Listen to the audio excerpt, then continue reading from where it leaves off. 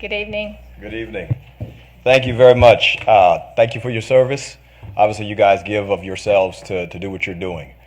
The community, I think we recognize that now that the political juice has been sucked out of the mask distraction, that we have to move forward.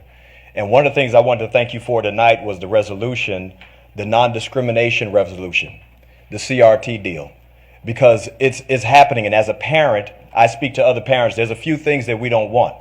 I'm biracial, I'm bilingual, I'm multicultural. The fact is, in America, in North Carolina, I can do anything I want, and I teach that to my children. And the person who tells my little pecan-colored kids that they're somehow oppressed based on the color of their skin would be absolutely wrong and absolutely at war with me. And I think that's the same for every parent. What the mask showed us is that the parents, the most powerful group of people in our country, that they're taking back the wheel. Now, obviously, we had to take the wheel back for the mask, but we're taking the wheel back from Washington all the way to Raleigh and into our local school board. Because CRT, all of that, the parents don't want it. It's a big fat lie. There's not one, if you believe in CRT, I want to tell you you're a liar. Because that means you look at your black neighbor and say that they're oppressed, and you look at your white neighbor and say that they're evil, regardless of the experience that you've had with them. And we're not going to do that. The parents in the United States of America, right here in North Carolina and Cabarrus County, we know that's not true because we believe the lives we live. The fact is, I've been a business owner right here in North Carolina, and I deal with white people, black people, Hispanic people. My children deal with everybody. And the racism is only happening at the government level and on the media.